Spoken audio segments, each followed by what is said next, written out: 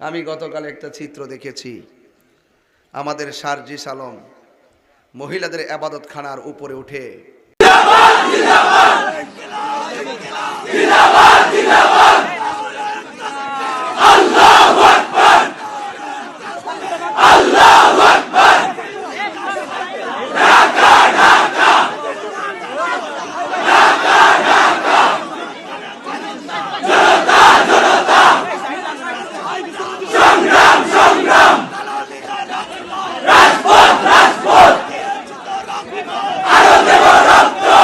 সে slogan দিতেছে, ইনকিলাব ইনকিলাব জিন্দাবাদ জিন্দাবাদ, দিল্লি না ঢাকা, ঢাকা ঢাকা, গোলামি না আজাদি। এই মাঠ তো বাবা রাজনীতির মাঠ না, এই জায়গাটা তো রাজনীতির জায়গা না। আরে কথা কোন ঠিক না বেঠে? আল্লাহর ওলিদের প্ল্যাটফর্ম তে রাজনীতির জায়গা না, সেখানে সব রাজনীতিবিদরা খোলা মনে সেখানে গিয়ে জিয়ারত করবে, আদবের সাথে কথা বলেন ঠিক না?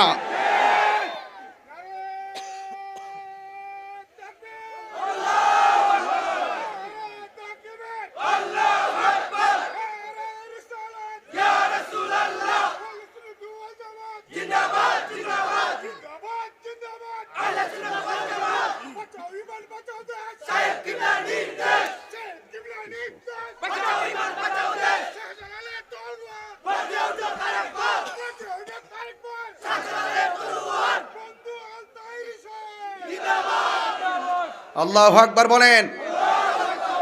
আপনারা অনেকে পক্ষ বিপক্ষ আছেন, এই কাজটা কি ভালো হইছে?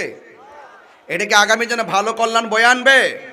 না, এখানে সবাই যার যার মকসদ নিয়ে যাবে ওলি আল্লাহর দরবারে, ওখানে গিয়ে এইভাবে এটাকে ডিস্টার্ব করা যাবে না। কথা বলেন ঠিক কি না? সার্জিস আলমকে বলবো, তোমাকে দুঃখ প্রকাশ করতে হবে, তোমাকে দুঃখ প্রকাশ করতে হবে, এটা উচিত হয় নাই। কথা বলেন ঠিক কি না বলেন? এই সময় এই বক্তব্যের আমি তীব্র নিন্দা জানাচ্ছি। কথা বলেন ঠিক কিনা? বাবা শাহজালালের উত্তরসূরিরা, এটা রক্ষণাবেক্ষণের দায়িত্ব সর্বপ্রথম আপনাদের। কথা বলেন ঠিক কিনা? আর আমরা তো আছি মাঠে ময়দানে, যে কোনো মুহূর্তে যে কোনো ক্রান্তি লগ্নে সার্বভৌমত্ব সুরক্ষায় ধর্মদ্রোহীদের বিরুদ্ধে দেশ নিয়ে ষড়যন্ত্র করা হলে, যে কোনো ধরনের অপপ্রচার, যে কোনো ধরনের অশালীন বক্তব্য, যে কোনো আপত্তিকর বক্তব্য যা কিছু করা হবে সেটা নিন্দা ইনশাল্লাহ আমরা জানাবো। কথা বলেন ঠিক না বেঠে? বদর এসেছে হক কথা বলার জন্য। বদর হলো অসত্যের বিরুদ্ধে সত্যের বিজয়। কথা বলেন ঠিক কিনা? যদি বদরের চেতনায় কথা বলি, আমাকে হক কথা বলতে হবে। কে রাগ করবে গুসা করবে এটা আমার দেখার টাইম না। আমার এই প্রজন্মে যেন মিসগাইড না হয়। এই প্রজন্ম অনেক যুবক পোলাপান আমার সামনে বসে ওয়াজ শুনে, অনেক দল করে, এখানে 47টা দলের লোক থাকতে পারে এখানে, কিন্তু আমি মনে করি যখন এই প্ল্যাটফর্মে আসব, তখন আমি মনে করব আমার কোরআন, আমার সুন্নাহ, আমার রাসূল, আমার আল্লাহর ওলিগণ, সেই জায়গার দৃষ্টিভঙ্গি রেখে আমার কথা বলতে হবে। কথা বলেন ঠিক না বেঠিক? আমি কখনো ওয়াজের ভিতরে রাজনৈতিক প্রসঙ্গ টেনে আনি না, কারণ একটা স্টেজে বহুত রাজনীতি দল থাকতে পারে, কিন্তু আমার হক কথা যেটা বলতে হবে, যেটা সত্য সেটা বলতে হবে। আপনারা কি মনে করেন এভাবে কি উচিত হয়েছে? আল্লাহ আমাদের সকলকে বুঝার তৌফিক দান করুক। এই রমজান মাসই হয়েছে, এটার নাম হলো বদর প্রান্তরে। আগামীকাল সেই বদর দিবস। একদম খুব খাপে খাপে মিলে গেছে না আলোচনা? আপনারা কি বলেন? মিলে গেছে না হুজুর? সবাই মিলে গেছে। মুসলমানদের সাথে কাফেরদের সর্বপ্রথম সম্মুখ যুদ্ধ যেটা হয়েছে, এটা হলো বদরের যুদ্ধ। কোন দিন? আগামীকাল। কতই রমজান? 17 রমজান। কত খ্রিস্টাব্দ? 624 খ্রিস্টাব্দ। মুসলমানদের সংখ্যা কত? 300 কয়জন? 313 জন। 313 জন। আর কাফেরদের 1000। কাফেরদের 1000। মুসলমানদের নেতৃত্ব দিয়েছেন রহমাতুল্লিল, আর কাফেরদের বেঈমানটা ছিল যে নেতাগিরি করছে আবু জাহিল্লা। কথা কোন ঠিক না বেঠিক? মুসলমানদের কয়জন শহীদ হয়েছে? 14 জন। ঠিক আছে তো? এই হলো মোটামুটি ফলাফলটা। কি? মুসলমানদের বিজয়ী হয়েছে। শিক্ষা কি? আগামীতে প্রথম যুদ্ধে জয়ী হওয়ার কারণে সামনের প্রত্যেকটা কাজের প্রতি মুসলমানরা, সাহাবীরা স্পিরিট খুঁজে পেয়েছে।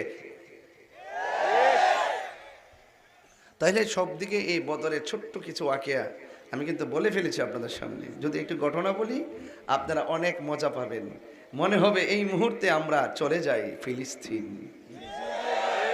মনে হবে এই মুহূর্তে আর ইরানের সাথে আমাদের আকীদা কি দেখার টাইম নেই এখন। যখন সংগ্রাম হবে ইহুদিদের সাথে, কে এখন আকীদা সেটা দেখার টাইম নেই, সবাই ঐক্যবদ্ধ হয়ে একসাথে নামতে হবে। কথা বলেন ঠিক কিনা?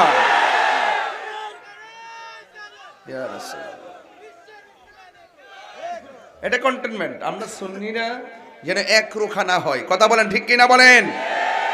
আমাদেরকে সমসাময়িক হতে হবে, আমাদেরকে আপডেট হতে হবে। খানকায় আর তাসবিহ টিপলে চলবে না, মাঠে নামতে হবে। ঠিক কিনা বলেন? এই দেশ আউলিয়া কেরামের দেশ, এই দেশে ইসলাম এনেছেন আল্লাহর ওলিগণ।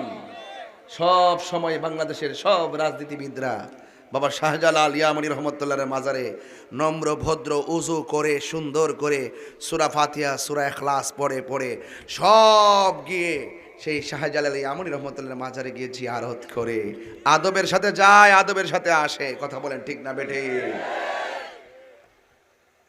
আমি গতকাল একটা চিত্র দেখেছি, আমাদের সার্জিস আলম মহিলাদের ইবাদতখানার উপরে উঠে সে স্লোগান দিতেছে, ইনকিলাব ইনকিলাব জিন্দাবাদ জিন্দাবাদ, দিল্লি না ঢাকা, ঢাকা ঢাকা, গোলামি না আজাদি। এই মাঠ তো বাবা রাজনীতির মাঠ না, এই জায়গাটা তো রাজনীতির জায়গা না। আরে কথা কোন ঠিক না বেঠে? আল্লাহর ওলিদের প্ল্যাটফর্ম রাজনীতির জায়গা, সেখানে সব রাজনীতিবিদরা খোলা মনে সেখানে গিয়ে জিয়ারত করবে আদবের সাথে। কথা বলেন ঠিক না?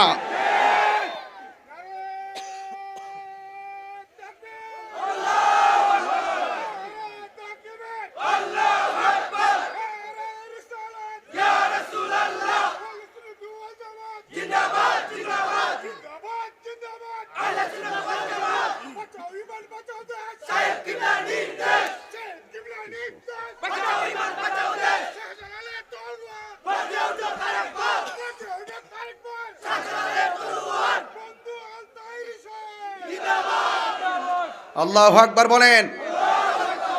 আপনারা অনেকে পক্ষ বিপক্ষ আছেন, এই কাজটা কি ভালো হইছে? এটা কি আগামী জন্য ভালো কল্যাণ বয়ে আনবে? না, এখানে সবাই যার যার মকসদ নিয়ে যাবে ওলি আল্লাহর দরবারে। ওখানে গিয়ে এইভাবে এটাকে ডিস্টার্ব করা যাবে না। কথা বলেন ঠিক কি না? সার্জিস আলমকে বলবো, তোমাকে দুঃখ প্রকাশ করতে হবে, তোমাকে দুঃখ প্রকাশ করতে হবে। এটা উচিত হয় নাই। কথা বলেন ঠিক কি না বলেন? এই সময় এই বক্তব্যের আমি তীব্র নিন্দা জানাচ্ছি। কথা বলেন ঠিক কিনা? বাবা শাহজালালের উত্তরসূরিরা, এটা রক্ষণাবেক্ষণের দায়িত্ব সর্বপ্রথম আপনাদের। কথা বলেন ঠিক কিনা? আর আমরা তো আছি মাঠে ময়দানে, যে কোনো মুহূর্তে যে কোনো ক্রান্তি লগ্নে সার্বভৌমত্ব সুরক্ষায় ধর্মদ্রোহীদের বিরুদ্ধে দেশ নিয়ে ষড়যন্ত্র করা হলে, যে কোনো ধরনের অপপ্রচার, যে কোনো ধরনের অশালীন বক্তব্য, যে কোনো আপত্তিকর বক্তব্য যা কিছু করা হবে সেটা নিন্দা ইনশাল্লাহ আমরা জানাবো। কথা বলেন ঠিক না বেঠে? বদর এসেছে হক কথা বলার জন্য। বদর হলো অসত্যের বিরুদ্ধে সত্যের বিজয়। কথা বলেন ঠিক কিনা? যদি বদরের চেতনায় কথা বলি, আমাকে হক কথা বলতে হবে। কে রাগ করবে, গুসা করবে, এটা আমার দেখার টাইম না। আমার এই প্রজন্মের জন্য মিসগাইড না হয়।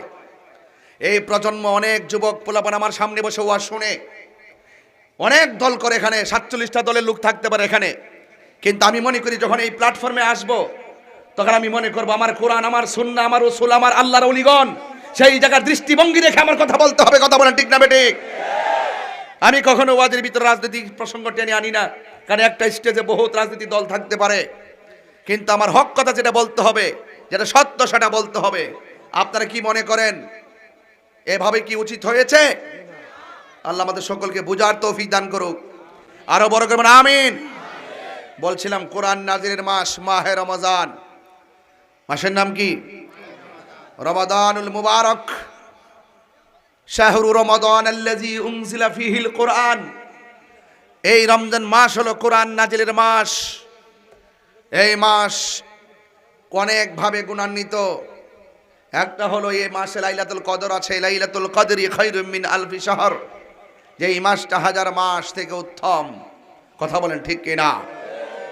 এই জন্য শুধুমাত্র মাস পেয়েছেন, সাহারি খেলেন, ইফতার করলেন, এটার নাম রোজা নয়। হাতের রোজা আছে, কানের রোজা আছে, জবানের রোজা আছে, চোখের রোজা আছে, পায়ের রোজা আছে, মনস্তাত্ত্বিক রোজা আছে, আত্মার রোজা আছে। সবগুলোকে পবিত্র রেখে আল্লাহর বিধান পালন করার নামই হলো সিয়াম। কথা বলেন ঠিক কিনা? আমার ভাইয়েরা, বদরের যুদ্ধের কথা বলছিলাম। এই বদরি সাহাবীদের উসিলায় যেন আল্লাহ পাক আজকের মাহফিলটাকে কবুল করে, সকলে বলেন আমিন। আরো জোরে বলেন আমিন। গভীর মনোযোগ। আমি যেই কথাগুলো বলবো খুব ধীরে ধীরে বলবো। শুরুতেই আমি কিছু কথা বলেছি, অনেক আনাগোনা হচ্ছে, অনেক কথা হচ্ছে। আমরা দায়িত্বশীল জায়গা থেকে যদি ওলি আল্লাহর ব্যাপারে কথা না বলি, ওলি আল্লাহর মাজারকে সুরক্ষার কথা না বলি, আর কে বলবে? সবাই তো ওলি আল্লাহর কদর বুঝে না, সবাই তো জিয়ারত বুঝে না। অনেকে আছে আমরা জিয়ারত করি, অনেকে বলে আমরা পূজা করি। এরা পূজাও বোঝে না, জিয়ারতও বোঝে না। এমন মানুষকে বুঝাইতে গেলে আমাকে কথা বলতে হবে, কথা বলেন ঠিক কিনা? এই জন্য আমার যুবক ভাইয়েরা, এই রমজান মাস চলতেছে, চলে যাচ্ছে, আমাদের কাছ থেকে বিদায় হয়ে যাচ্ছে। কবরবাসীরা আমার আল্লাহরে ডাক দিয়ে কই, আল্লাহ ও আল্লাহ, আল্লাহ গো এই রমজান মাসকে লম্বা করে দাও। এই রমজান মাস থাকলে বড় ভালো লাগে, রমজান মাসকে লম্বা করে দাও। আল্লাহর হাবিব বলেন, কেউ যদি রমজান মাসে মারা যায়, আল্লাহ রাব্বুল আলামিন তাকে অফুরন্ত নিয়ামতের বিছানায় তারে কবর শায়িত করে দেয়। আল্লাহর হাবিব বলতেন, ফামসায়মা আতিয়াবু ইনদাল্লাহি মিন রিহিল মিসকে। আল্লাহর হাবিব বলেন, রোজাদারের মুখের দুর্গন্ধ আমার আল্লাহর কাছে মেশকে আম্বরের চাইতে আরো সুগন্ধ লাগে। আমার নবী, আপনার নবী সাহাবায়ে কেরামদেরকে নিয়ে যখন দিনের কাজ করতেন, আল্লাহর হাবিব যতদিন পর্যন্ত নীরবে নীরবে গুহায় গুহায় আল্লাহ আল্লাহ জিকির করতেন।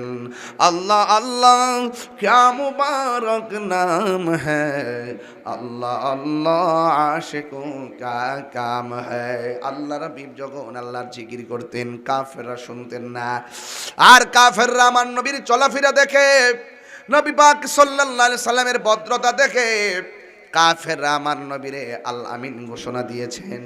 তাদের অর্থ সম্পদগুলো আমার নবীর কাছে তারা গচ্ছিত রাখতেন।